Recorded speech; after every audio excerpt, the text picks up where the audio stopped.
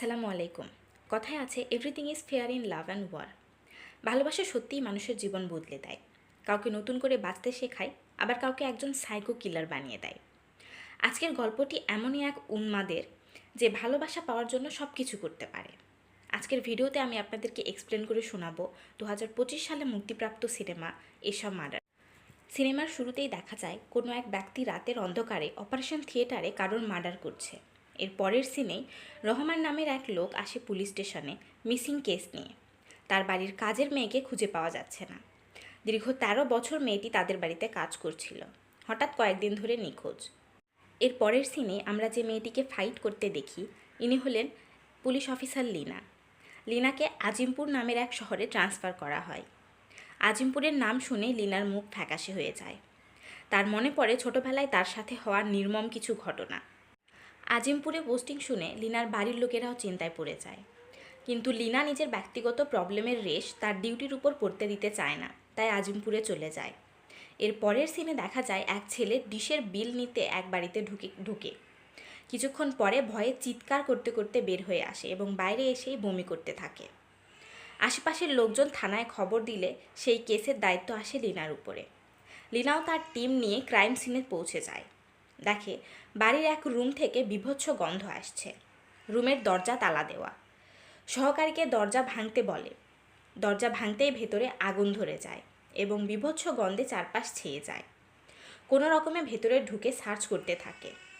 Dead বডির দিকে চোখ পড়তেই দেখে বডি থেকে মাথা গায়েব। আরও খোঁজাখুঁজি করতে হঠাৎ একটা ফোন বেজে ওঠে। সবাই নিজের ফোন চেক করে দেখে তাদের কারোর ফোন বাজছে না। পুরো রুম খোঁজাখুঁজির পরে লিনা একটি ফোন পায়। এই ফোনটাই বাজছিল এতক্ষণ ধরে। কিছুক্ষণ পর ফোনটা আবার বেজে ওঠে, তাই লিনা রিসিভ করে। ফোনের উল্টো পাশ থেকে দুটো মেয়ে কথা বলছিল। তাদেরকে লিনা ওই বাড়িতে ডাকে। তাদের থেকে জানতে পারে যে খুন হয়েছে তার নাম এশা। তারা তিনজন খুব ভালো বান্ধবী ছিল। তাদের সাথে কথা শেষ করে লিনা এশার বাড়িওয়ালাকে থানায় ডেকে পাঠায়।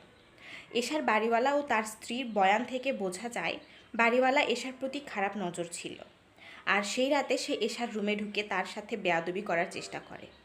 কিন্তু ছাদে কারোর পায়ের শব্দ শুনে ভয়ে রুম থেকে বেরিয়ে যায়। তার স্ত্রীও জানায় সেও রাতে কারোর পায়ের শব্দ শুনেছে। এর পরের সিনে পুলিশ স্টেশনে এক লোক একটি ব্যাগ নিয়ে আসে এবং লিনাকে বলে ওই রাতে সে কাউকে বাইকে করে যেতে দেখেছে, আর তার বাইক থেকে এই ব্যাগটা পড়ে গেছিল। সে অনেক ডাকার পরেও লোকটা কিছু না শুনেই চলে যায়, তাই সে ব্যাগটা থানায় জমা দিতে এসেছে। লিনা ব্যাগ খুলে সেখানে বাইক ঠিক করার কিছু জিনিসপত্র দেখতে পায় এবং একটি চাবি পায়। পরীক্ষা করে দেখে চাবিটি এশার রুমের তালার। বাইকারটি কে? সেই কি এশাকে খুন করেছে? এশার রুমে তালা দিল কেন? বিভিন্ন চিন্তাভাবনা ঘুরছিল লিনার মনে। এরপর লিনা এশার বান্ধবীর কাছে যায় এশার ব্যাপারে সব জানতে। এশার বান্ধবী বলে তারা তিন বান্ধবী সবসময় একসাথেই থাকত। এশা তপু নামের এক ছেলেকে ভালোবাসত। তপু ব্যাংকে চাকরি করত। অন্যদিকে নাসির নামের এক ছেলে গ্যারেজের মেকানিক ছিল, যে কিনা এশাকে পছন্দ করত। রাস্তা আটকে সিন ক্রিয়েট করত। এশার বাবা ক্যান্সারের রুগী ছিল। বাবার চিকিৎসা আর বোনের পড়াশোনার জন্য টাকা জোগাতে এশার টিউশনি করাতো। একদিন এশা জানতে পারে তপু তাকে মিথ্যে কথা বলেছে। সে ব্যাংকে চাকরি করে না, একটা ওষুধের দোকানে থাকে এবং সেখানে টাকা চুরি করেছে। তপুর ব্যাপারে এসব শুনে এশা ভেঙে পড়ে। কোনো কাজে মন বসাতে পারে না, তাই ধীরে ধীরে তার টিউশনিগুলোও চলে যায় এবং ভাড়া দিতে না পারায় হোস্টেল থেকেও তাকে বের করে দেয়। বিপদের সুযোগ নিয়ে এক ছাত্রীর বাবা তাকে নিজের বাড়িতে সাবলেট হিসেবে রাখে, কারণ তার খারাপ নজর আগে থেকেই ছিল এশার উপর। এশার বান্ধবীর কথা শুনে লিনার নাসিরের উপর সন্দেহ হয়। নাসিরকে থানায় নিয়ে এসে প্রচুর মারধর করলে সে বলে খুনের রাতে সে এশার বাড়িতে গিয়েছিল, কিন্তু তার আগেই তপু গিয়েছিল সেখানে। তপু আর এশাকে একসাথে দেখে তাদের বদনামি করার জন্য বাইরে থেকে তালা মেরে দেয়। আর তখন এশার মোবাইল দরজার সামনেই পড়েছিল, তাই সে মোবাইলটা তুলে নিয়ে চলে আসে। এরপর সে আর কিছুই জানে না। এদিকে লিনাকেও প্রতিনিয়ত সিনিয়রদের প্রেশারের মুখোমুখি হতে হচ্ছে। যাই হোক, এরপর লিনা তপুকে খুঁজে বের করে। তপু বলে সে ওই রাতে এশার বাড়িতে গিয়ে তার সাথে কিছুটা সময় কাটায়। তারপরে দরজায় কারোর আওয়াজ শুনতে পেয়ে ভয়ে পালিয়ে যায়। দেখা যায় নাসির দরজার তালা দেওয়ার আগেই তপু রুম থেকে বেরিয়ে যায়। এর পরের সিনে লিনার বাড়িতে কেউ একটি গিফট দিয়ে যায়। গিফট খুলে লিনা অবাক হয়ে যায়, কারণ প্যাকেটে যে কেক রয়েছে ঠিক এমনই একটি কেক সে এশার ঘরেও দেখেছে। সেই সাথে একটি স্লাইস কেকও ছিল। আর কেকের বক্স থেকে অপারেশন থিয়েটারের মতো গন্ধ আসছিল, যা এশার রুম থেকেও আসছিল। লিনা শিওর হয়ে যায় অপরাধী হসপিটালে কাজ করে। তাহলে কি অপরাধীর নেক্সট টার্গেট এবার লিনা নিজেই? এরপরে লিনা তার টিম মেম্বারদের নিয়ে দোকানে দোকানে খোঁজ নেওয়া শুরু করে। দেখা যায় রহমান নামের লোকটি যে থানায় কাজের মেয়ের মিসিং রিপোর্ট লিখাতে এসেছিল, তারও একটি কেকের দোকান রয়েছে। যাই হোক, অন্য এক দোকানদার তাদের জানায় মাহবুব নামের এক লোক মর্গে কাজ করে। সে কেক বানানোর জিনিসপত্র কিনে মাঝে মাঝে। এরপর মর্গে গিয়ে লিনা জানতে পারে সেখানে দুজন মাহবুব রয়েছে, কিন্তু সে যেই মাহবুবকে খুঁজছে সে ওই সময় সেখানে ছিল না। তাই সে মর্গে কর্মরত অন্য একজনকে বলে যে মাহবুব ফিরে এলে যেন তাকে ইনফর্ম করে। কথা বলতে বলতে লিনা ক্যাজুয়ালি লোকটির হাত ধরে ফেলে।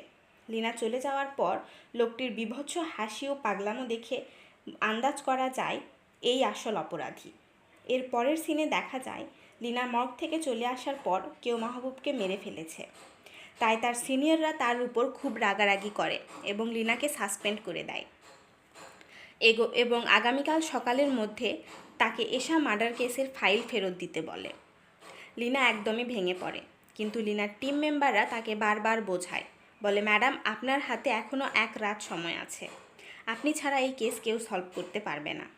তপুকেই অপরাধী বানিয়ে এই কেস অফ করার চেষ্টা করছে সিনিয়ররা।